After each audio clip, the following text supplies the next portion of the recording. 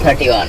প্রথম বিশ্বযুদ্ধে তৈরিকৃত U-31 submarine মোট ৩৫ জন মানুষকে একসাথে বহন করতে পারত, কিন্তু পরবর্তীতে স্নায়ুযুদ্ধের কারণে বিশাল বড় বড় দৈত্যাকৃতির সব সাবমেরিন তৈরি হতে থাকে। এগুলোর এক একটাই ১০০ জনেরও অধিক মানুষ তাদের অভিযান পরিচালনা করে। তাছাড়াও এগুলোতে সচরাচর আস্ত ২টি নিউক্লিয়ার রিয়েক্টর দেখা যায় তাদের পাওয়ার সাপ্লাইয়ের জন্য।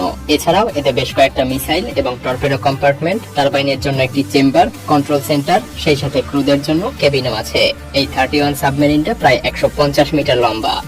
রাশিয়ার তৈরি সর্ববৃহৎ এই সাবমেরিনটার দৈর্ঘ্য প্রায় ৩৬০ মিটার। স্ট্যান্ডার্ড দুটো নিউক্লিয়ার রিয়েক্টরের পাশাপাশি এতে তৃতীয় আরেকটি নিউক্লিয়ার রিয়েক্টর সংযুক্ত করা হয়েছে।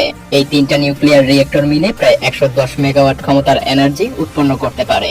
এত পরিমাণ শক্তি প্রায় ১১,০০০ বিল্ডিং এ বিদ্যুৎ সরবরাহ করতে পারে। কিন্তু এত পরিমাণ শক্তি সামর্থ্য থাকার পরেও এই সাবমেরিনটিতে একটাও মিসাইল নেই, কারণ এই সাবমেরিনটা তৈরি করা হয়েছিল এক মহাদেশ থেকে আরেক মহাদেশে লিকুইফাইড প্রাকৃতিক গ্যাস সরবরাহের জন্য। সাধারণ কোনো জাহাজ বা ক্যারিয়ারের তুলনায় এটা কয়েক গুণ বেশি দেশে অভিযানে যেতে পারে। এমনকি এটা অ্যান্টার্কটিকার বরফের আস্তরণও ভাঙতে পারত। পিলগ্রিম আসলে একটা বিশাল সাইজের তিমি মাছের মতো, যেটা দেখতে বিশাল আকৃতির কিন্তু কোনো ক্ষতি করতে পারে না।